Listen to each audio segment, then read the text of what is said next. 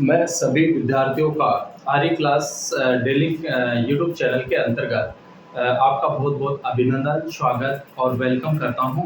Dear students और प्यारे साथियों, आज का जो हमारा जो टॉपिक रहेगा वो नागरिकता के संदर्भ में रहेगा। प्रिय विद्यार्थियों, आपका लगातार प्रयास और संघर्ष जो है जारी रहना चाहिए, क्योंकि दुनिया की सबसे बड़ी जो पावर है वो एजुकेशन है और एजुकेशन के लिए लगातार सतत प्रयास और मेहनत आवश्यक है। तो जुड़े रहे हमारे साथ आर्य क्लास यूट्यूब चैनल के अंतर्गत। पर डे आपको जो है पॉलिटिकल साइंस से रिलेटेड जो कंटेंट है वो बेहतर से बेहतर तरीके से मेरा समझाने का जो है प्रयास रहता है। डियर स्टूडेंट्स, उम्मीद करता हूँ कि ये जो क्लासें हैं आपके लिए निश्चित रूप में जो है उपयोगी साबित होगी। चलिए हम बात करते हैं। आज का जो हमारा टॉपिक है वो नागरिकता या सिटीजनशिप संबंधी है। डियर स्टूडेंट्स, मैं बता दूं आपको कि प्रत्येक जो व्यक्ति होता है वो जब किसी भी राजनीतिक समुदाय की पूर्ण रूप से सदस्यता प्राप्त कर लेता है तो वह वहां का क्या कहलाता है? नागरिक कहलाता है। देखिए, हम नागरिकता के संदर्भ में महत्वपूर्ण बिंदुओं की चर्चा करेंगे। सबसे पहले मैं आपको बता दूं कि जो नागरिकता है वो किसी समुदाय या राज्य में निवास करने वाला वह व्यक्ति होता है जिसे समुदाय या राज्य की जो है पूर्ण सदस्यता उसको क्या होती है? प्राप्त होती है। उसको मेंबरशिप क्या होती है? प्राप्त होती है। और नागरिकता प्राप्त होने के साथ ही, सदस्यता प्राप्त होने के साथ ही राज्य के द्वारा अपने नागरिकों को क्या प्रदान किए जाते हैं? अधिकार प्रदान किए जाते हैं। जैसा कि डियर स्टूडेंट्स, आप सभी जानते हैं कि भारतीय संविधान, हमारा जो कॉन्स्टिट्यूशन जो है संविधान है, उसके संविधान के भाग 2 में अनुच्छेद 5 से लेकर के और 11 तक नागरिकता संबंधी प्रावधानों का क्या किया गया है? उल्लेख किया गया है। ठीक है, तो हम बात करते हैं कि नागरिक जो होता है किसी भी राजनीतिक समुदाय में, देखिए 3 प्रकार के लोग रहते हैं राजनीतिक समुदाय के अंतर्गत या राज्य के अंतर्गत। राजनीतिक समुदाय या राज्य के अंतर्गत जो है 3 प्रकार के लोग रहते हैं। और 3 प्रकार के लोगों की हम बात करें तो सबसे पहले तो कौन आते हैं? नागरिक आते हैं। कौन आते हैं? नागरिक। ठीक है, उसके बाद में नागरिक के बाद में जो है विदेशी होते हैं। कौन होते हैं? विदेशी, फॉरेनर। जो विदेशी लोग होते हैं जिनको विदेश की नागरिकता होती है और देश में जो आते हैं, भ्रमण करने के लिए आते हैं या रहते हैं, तो वो क्या कहलाते हैं? विदेशी कहलाते हैं। और इसके बाद में आते हैं शरणार्थी। ठीक है, तो 3 प्रकार के लोग रहते हैं। शरणार्थी किसी विपदा के समय या आपत्ति के समय जब किसी दूसरे देश की स्वयं की मदद के लिए किसी दूसरे देश में रहते हैं तो ऐसे व्यक्तियों को जो है शरणार्थी के रूप में जाना जाता है। ठीक है, तो 3 प्रकार के लोग होते हैं, नागरिक, विदेशी और शरणार्थी। नागरिक का मतलब क्या हुआ कि जब किसी भी राजनीतिक समुदाय या राज्य की पूर्ण रूप से सदस्यता प्राप्त कर ली जाती है तो वो क्या कहलाती है? वो नागरिकता या सिटीजनशिप के नाम से उसको जाना जाता है। ठीक है, आगे हम बात करते हैं कि जो है नागरिक विदेशियों से भिन्न है, क्योंकि विदेशियों को वे सभी अधिकार प्राप्त नहीं होते हैं जो राज्य की पूर्ण सदस्यता के लिए क्या होते हैं? प्राप्त होते हैं। तो नागरिकों को संपूर्ण जो अधिकार होते हैं वो राज्य के द्वारा प्रदत्त होते हैं। ठीक है, जबकि विदेशियों को संपूर्ण अधिकार प्राप्त नहीं होते हैं। क्या आपको जो है ध्यान रखना है कि नागरिक और विदेशी लोगों में अंतर क्या है। ठीक है, उसके बाद में जो है कि नागरिक भारतीय राज्य के पूर्ण सदस्य होते हैं, इसलिए इन्हें भी नागरिक, सिविक और राजनीतिक अधिकार प्राप्त होते हैं। इन्हें 2 प्रकार के अधिकारों के डियर स्टूडेंट्स हम पहली क्लास में बात कर चुके हैं। अधिकारों के कॉन्सेप्ट जो या संकल्पना के अंतर्गत के अधिकार क्या होते हैं, अधिकारों का महत्व क्या है और अधिकार व्यक्ति के जीवन के लिए कितने महत्वपूर्ण है। ठीक है, क्योंकि बिना अधिकारों के व्यक्ति का सर्वांगीण विकास नहीं हो सकता, इसलिए मानव के सर्वांगीण विकास के लिए अधिकारों का होना अति क्या होता है? आवश्यक होता है। हमने अधिकार के विकास के संदर्भ में भी बात की थी। इसके प्रमुख जो है विकास के प्रमुख सिद्धांतों की भी बात की थी पिछली क्लास के अंतर्गत, आप देख सकते हैं। ठीक है, तो कहने का मतलब ये है कि नागरिक जो होते हैं उनको नागरिक अधिकार भी प्राप्त होते हैं और उसके साथ में कौन से अधिकार होते हैं? राजनीतिक अधिकार भी प्राप्त होते हैं। राजनीतिक जो अधिकार होता है, राजनीतिक अधिकारों का मतलब होता है कि व्यक्ति को जब राजनीतिक व्यवस्था के अंतर्गत सहभागी, प्रत्यक्ष या अप्रत्यक्ष रूप से भाग लेने के अवसर मिलते हैं तो वो क्या कहलाते हैं? वो नागरिक अधिकार कहलाते हैं। कौन से अधिकार कहलाते हैं? नागरिक अधिकार। ठीक है, और जैसे नागरिक अधिकारों के अंतर्गत हम बात करें तो नागरिक अधिकारों में जैसे व्यक्ति चुनाव के दौरान प्रतिनिधि के रूप में जो है भाग लेता है, या ये कहें कि जब व्यक्ति वोट डालने जाता है, व्यक्ति का जो वोट डालता है तो वो उसका कौन सा अधिकार है? नागरिक अधिकार है। हमारा वोट डालना कौन सा अधिकारों की श्रेणी में आता है? नागरिक अधिकारों की श्रेणी में आता है। चुनाव में भाग लेना ये भी कौन सा अधिकार है? राजनीतिक अधिकार है। ठीक है, तो 2 प्रकार के अधिकार जो है सभी नागरिकों को प्राप्त होते हैं। और विदेशी नागरिकों को भारत भूमि पर ये सभी अधिकार प्राप्त नहीं होते हैं, क्योंकि हम कोई भी जो कंडीशन देखते हैं, पद के लिए शर्तें देखते हैं, चाहे राष्ट्रपति पद के लिए शर्तों की बात करें या फिर विधानसभा सदस्य बनने के लिए योग्यता की बात करें या फिर चाहे उपराष्ट्रपति पद के लिए बात करें तो या फिर लोकसभा सदस्य, राज्यसभा सदस्य के लिए, तो सभी में जो पहली जो कंडीशन आती है कि वह कहाँ का नागरिक होना चाहिए, भारत का नागरिक होना चाहिए। ठीक है, तो सभी अधिकार जो है विदेशियों को प्राप्त नहीं होते हैं। और नागरिकता इस बात की प्रतीक है कि व्यक्ति को राज्य की पूर्ण राजनीतिक सदस्यता प्राप्त है तथा राज्य के प्रति उसकी निष्ठा और उसे राज्य द्वारा कुछ दायित्व, अधिकार और विशेष अधिकार प्रदान किए गए हैं। भारतीय संविधान में भारत के नागरिकों को निम्नलिखित अधिकार और विशेष अधिकार है जो विदेशी अधिकारों को विदेशी नागरिकों को जो है, जब ये कहें कि विदेशी लोगों को प्राप्त नहीं है, तो उनके संदर्भ में आप चर्चा करते हैं।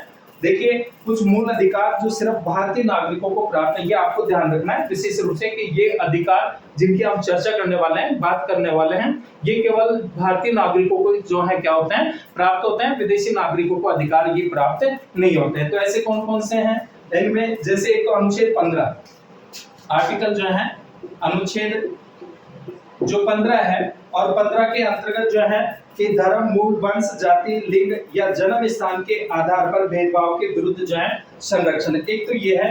इसके अलावा जो है अनुच्छेद 16, ध्यान रखना, एक तो अनुच्छेद 15, इसके अलावा अनुच्छेद जो है 16 और 16 में जो वर्णित है कि लोक नियोजन या सरकारी पदों में अवसर की समानता। ठीक है, सरकारी पदों में अवसर की समानता का जो अधिकार दिया गया है भारतीय नागरिकों को अनुच्छेद 16 के अंतर्गत दिया गया है, तो ये 15 और 16 जो है विदेशी नागरिकों को प्राप्त नहीं है। इसके अलावा अनुच्छेद 19, ठीक है, कौन सा अनुच्छेद, अनुच्छेद 19 और 19 के अंतर्गत जो है मूल रूप से कि अनुच्छेद 19 फर्स्ट में प्राप्त जो 6 स्वतंत्रताएं हैं, ठीक है, कौन कौन सी, जैसे विचार या अभिव्यक्ति की स्वतंत्रता, निरायुध सम्मेलन, संघ व सहकारी समिति बनाने, आवास, संचरण, निवास, भर्ती और व्यवसाय की स्वतंत्रताएं केवल भारतीय नागरिकों को क्या है, प्राप्त है। इसके अलावा अनुच्छेद 29 और 30, ठीक है, ध्यान रखना, अनुच्छेद 29 व 30, अनुच्छेद 29 और 30 में क्या है, शिक्षा और संस्कृति का जो अधिकार है। इसके अलावा जो है इसमें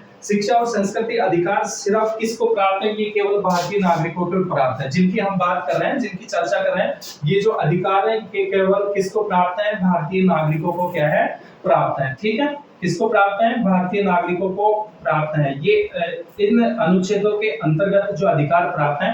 ठीक है, और डियर स्टूडेंट्स, मैं आपको बता दूं कि नागरिकता संबंधी जो प्रावधान है, नागरिकता संबंधी, ये भारतीय संविधान के अंतर्गत जो है, भारतीय हमारा जो कॉन्स्टिट्यूशन है और भारतीय संविधान के जो भाग 2 है, भारतीय संविधान के भाग 2 के अंतर्गत है। किसके अंतर्गत है, भाग 2 के अंतर्गत, और अनुच्छेद जो है 5 से लेकर के और 11 तक। ठीक है, कहां से कहां तक प्रावधान है, नागरिकता संबंधी प्रावधान, आर्टिकल जो है 5 से लेकर के और 11 तक नागरिकता संबंधी प्रावधानों का क्या किया गया है, उल्लेख किया गया है। तो हम उन अधिकारों की बात कर रहे हैं जो केवल सिर्फ भारतीय नागरिकों को प्राप्त है। अनुच्छेद 15, 16, 19 फर्स्ट में क्या है, नागरिकों को प्राप्त कितने, जो भारतीय नागरिकों को प्राप्त जो 6 प्रकार की क्या है, स्वतंत्रता है।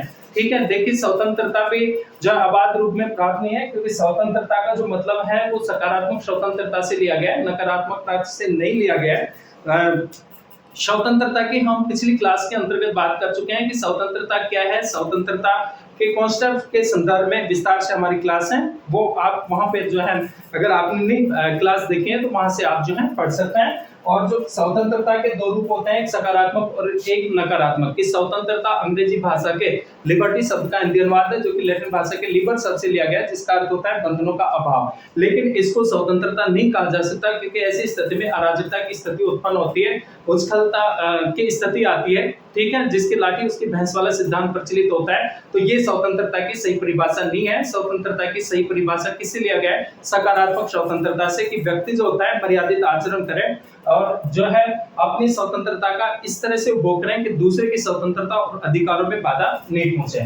ठीक है, तो अनुच्छेद 19 के अंतर्गत फर्स्ट के अंतर्गत नागरिकों को 6 स्वतंत्रताएं प्राप्त है, जैसे विचार अभिव्यक्ति की स्वतंत्रता है, भाषण देने की स्वतंत्रता है, संघ बनाने की स्वतंत्रता है, सभा या सम्मेलन करने की स्वतंत्रता होगी, आजीविका कमाने की स्वतंत्रता है या व्यवसाय करने की स्वतंत्रता है। तो इस प्रकार की जो स्वतंत्रताएं हैं ये केवल भारतीय नागरिकों को प्राप्त है। इसके अलावा जो है आगे हम बात करें तो अनुच्छेद 29 और 30 में शिक्षा और संस्कृति का अधिकार सिर्फ किसको प्राप्त है? ये भी भारतीय नागरिकों को, क्योंकि 29 और 30 में कौन सा अधिकार आता है? शिक्षा और संस्कृति का अधिकार आता है, जो कि भारतीय नागरिकों को ही प्राप्त है। इसके अलावा संसद और राज्य विधानमंडल के सदस्यता की अर्हता, अर्हता का मतलब होता है उसकी योग्यता, कि संसद या विधानमंडल का सदस्य बनने के लिए जो है व्यक्ति मूल रूप से कहाँ का नागरिक होना चाहिए? भारत का नागरिक होना चाहिए। इसके अलावा हम बात करें तो लोक प्रतिनिधित्व 1950 के तहत मतदान का अधिकार, वोट डालने का अधिकार केवल किसको होता है? भारतीय नागरिकों को होता है। और सार्वजनिक पदों जैसे राष्ट्रपति, उपराष्ट्रपति, उच्चतम और उच्च न्यायालय के न्यायाधीश, राज्यों के राज्यपाल, महान्यायवादी, महाधिवक्ता की योग्यता रखने का जो अधिकार होता है वो भी किसको होता है? भारतीय नागरिकों को होता है। भारत में नागरिक जन्म से या प्राकृतिक रूप से राष्ट्रपति बनने के जो है योग्यता रखता है, जबकि अमेरिका में केवल जन्म से क्या बन सकता है? नागरिक बन सकता है। ठीक है, अमेरिका में केवल जन्मजात, वहां पे नागरिकता जो है इसको माना गया है कि अमेरिका में केवल जन्म से ही नागरिक बन सकता है, और भारत में केवल नागरिकता जन्म से या प्राकृतिक रूप से राष्ट्रपति बनने की क्या रखते हैं? योग्यता रखते हैं।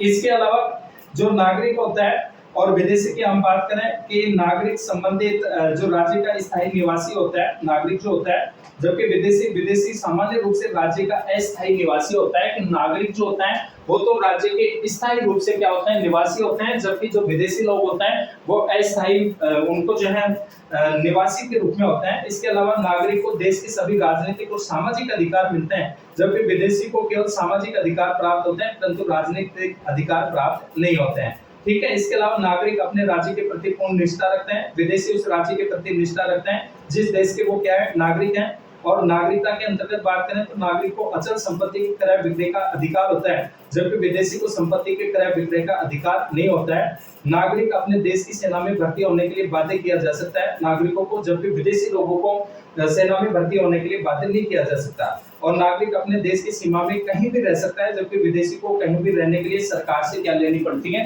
आज्ञा लेनी पड़ती है, सरकार से उसको क्या लेनी पड़ती है? परमिशन लेनी पड़ती है। ठीक है, चलिए आगे बात करते हैं। ये तो हो गया नागरिकता संबंधी कि नागरिक और विदेशी लोगों में अंतर क्या है। नागरिकता का अर्थ क्या है? नागरिकता जो केवल भारतीय नागरिकों को प्राप्त है ऐसे जो अधिकार हैं, कौन कौन से अधिकार के अंतर्गत? अनुच्छेद 15, 16, 19 और 29 और 30। ठीक है, ये कौन किसको प्राप्त है? कि भारतीय नागरिकों को क्या है?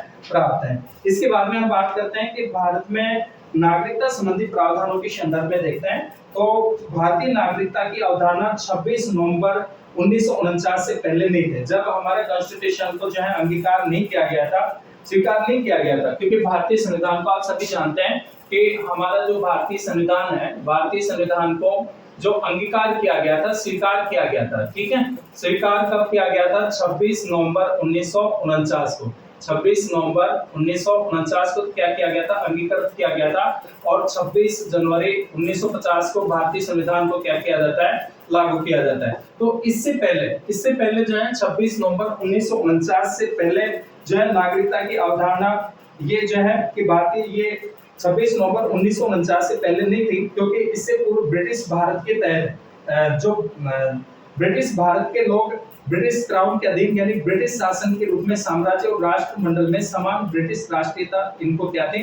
प्राप्त थी। ठीक है, इसके अलावा जो है क्योंकि ब्रिटिश सरकार का हमारे ऊपर शासन था, हम क्राउन के अधीन थे, और संविधान निर्माताओं ने नागरिकता के महत्व को समझते हुए उसे संविधान के भाग 2 अनुच्छेद 5 से लेकर के 11 में स्थान दिया। इसमें अनुच्छेद 5 से 9 तक संविधान अंगीकृत अर्थात 26 नवंबर 1949 से ही जो है प्रवर्तन में ये आ गए थे। अनुच्छेद जो 5 से लेकर के 9 तक है, ये जब संविधान को अंगीकार किया गया था, स्वीकार किया गया था, तभी ये अस्तित्व में आ गए थे। और संविधान निर्माताओं ने नागरिकता के महत्व को समझते हुए उसके संविधान निर्माताओं को काफी मेहनत करनी पड़ी, हमारे जो संविधान निर्माता थे।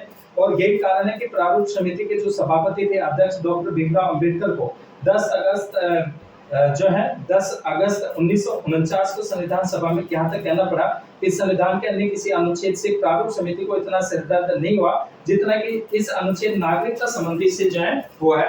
यानी काफी प्रयास मशक्कत करनी पड़ी और भारतीय संविधान ने एकल नागरिकता को स्वीकार किया गया। ठीक है, भारतीय संविधान के अंतर्गत कौन सी नागरिकता को? इकहरी नागरिकता या एकल नागरिकता को जो है स्वीकार किया गया कि सभी नागरिकों को केवल इकहरी नागरिकता प्रदान की गई है, एकल नागरिकता प्रदान की गई है। देखिए, भारत में इकहरी नागरिकता है, जबकि अमेरिका में दोहरी नागरिकता है। इसके अलावा स्विट्जरलैंड में 3 प्रकार की नागरिकताएं देखने को मिलती हैं। और जबकि भारत में राज्य और केंद्र के जो है एक ही जो है अलग-अलग नागरिकताएं नहीं है, जबकि संपूर्ण देश के जो नागरिक हैं उनके लिए इकहरी नागरिकता है। सबसे पहले क्या है? भारतीय है। तो एकल नागरिकता को हमारे संविधान निर्माताओं ने क्या किया है? स्वीकार किया है। ठीक है? इसके अलावा जो है और हम बात करें तो मोस्टली रूप में जो है कि संविधान का जो अनुच्छेद है वो 6 से 7 में जिस तिथि 19 जुलाई 1948 का उल्लेख है, वह सरकार के अध्यादेश को जारी करने की तिथि है, जिस दिन पुनर्वास अनुज्ञा प्रणाली के अधीन भारत से पाकिस्तान गए और उन्हें भारत पे लौटने पर भारत में स्थायी रूप से बस जाने की उनको क्या दे दी थी? अनुमति दे दी थी। इसके अलावा जो है अनुच्छेद 7 में जिस तिथि 1 मार्च 1947 का उल्लेख है, भारत से पाकिस्तान को जाने वाले लोगों के संबंध में से है, और 1 मार्च 1947 के बाद जो भारत से चले गए ऐसे लोगों को संविधान ने भारत का नागरिक नहीं माना। डॉक्टर अंबेडकर का मत था कि हमने 1 मार्च 1947 बहुत सोच समझकर तिथि निर्धारित की है, क्योंकि उसी तारीख से उपद्रव आरंभ हुए और प्रवचन प्रारंभ हो गया था। नागरिकता पर कानून बनाने का अधिकार जो एकमात्र है किसको है? संसद को। ध्यान रखना कि नागरिकता पर कानून बनाने का जो अधिकार है, नागरिकता पर कानून बनाने का जो अधिकार है वो किसको है? केवल एकमात्र किसको है? संसद को। कि जो हमारी जो पार्लियामेंट है, संसद है, केवल वही नागरिकता से संबंधित जो है प्रावधानों का निर्माण कर सकती है। ठीक है? तो कानून बनाने का जो अधिकार दिया गया है वो किसको दिया गया है? वो संसद को प्राप्त है। किसको प्राप्त है? संसद को। इसके अलावा जो है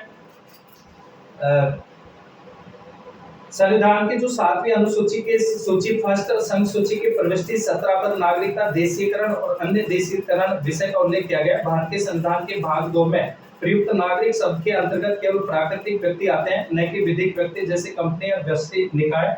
और संविधान के भाग 2 में अनुच्छेद 5 से 11 तक में नागरिकता के संबंध में क्या किया गया है? प्रावधान किए गए हैं। ठीक है? इसके बाद में जो है संविधान के प्रारंभ पर नागरिकता की संविधान के अनुच्छेद 5 के अनुसार भारतीय संविधान के प्रारंभ पर कोई व्यक्ति जिसका भारत में अधिवास हो और निम्न में से एक शर्त पूरी करता है तो वो भारत का नागरिक होगा। जैसे उसका जन्म भारत के राज्य क्षेत्र में हुआ हो, उसके माता पिता में से किसी एक का जन्म भारत में हुआ हो, और जो संविधान के प्रारंभ या लागू होने के ठीक पहले कम से कम 5 वर्ष तक भारत में रह रहा हो, वह भारत का निवासी होगा। और इसके अलावा जो भारतीय नागरिकता है कि संविधान के अनुच्छेद 6 के अनुसार पाकिस्तान आवर्जन करने वाले अर्थात पाकिस्तान से भारत आने वाले व्यक्ति को भारतीय नागरिक माना जाएगा यदि उसके माता पिता में से कोई या उसके पिता में पितामही अथवा माता में और मातामही यानी दादा दादी में से कोई भी अविभाजित भारत में जन्मा हो, या भारत शासन अधिनियम 1935 में परिभाषित भारत में जन्मा हो। निम्न में से कोई एक क्या करता हो? पूरी करता हो। उसने 19 जुलाई 1948 से पहले भारत में आवर्जन किया हो या चला आया हो तथा इस स्थिति से मामूली तौर से वह भारत का निवासी रह रहा हो, इनमें से जो है योग्यता रखता हो। इसके अलावा अथवा यदि उसने 19 जुलाई 1948 के बाद आवर्जन यानी अर्थात आया हो और फिर संविधान के प्रारंभ के पहले भारत सरकार द्वारा भारत के नागरिकों के रूप में पंजीकृत कर लिया गया हो, लेकिन नागरिकता के रूप में नागरिक के रूप में केवल उसी व्यक्ति को पंजीकृत किया जाएगा जो भारत में अपने निवास की अवधि के 6 माह पश्चात पंजीकरण के लिए आवेदन किया हो, अर्थात 6 माह तक भारत में उसका जो है क्या होना, निवास होना क्या होता है? आवश्यक होता है। ठीक है? इसके अलावा पाकिस्तान को आवर्जन करने पर नागरिकता इस संविधान का जो अनुच्छेद इस बात को बंद करता है कि अनुच्छेद 5 और 6 में किसी बात के होते हुए जो व्यक्ति 1 मार्च 1947 के बाद भारत से पाकिस्तान को आवर्जन कर गया है वह भारत का नागरिक नहीं समझा जाएगा, परंतु यह नियम उस व्यक्ति पर लागू नहीं होगा जो पाकिस्तान को आवर्जन करने के बाद किसी अनुज्ञा के अधीन भारत लौटा है। ऐसे व्यक्ति अनुच्छेद 9 के खंड 6 के प्रयोजन के लिए 19 जुलाई 1948 के बाद भारत क्षेत्र में आवर्जन करने वाला समझा जाएगा और भारत का नागरिक बनने का क्या है? हकदार है। ठीक है? तो डियर स्टूडेंट्स, की नागरिकता के संदर्भ में मोस्टली जो है बातें थी। आगे हम नेक्स्ट क्लास में बात करेंगे। तब तक सभी विद्यार्थियों का बहुत बहुत धन्यवाद।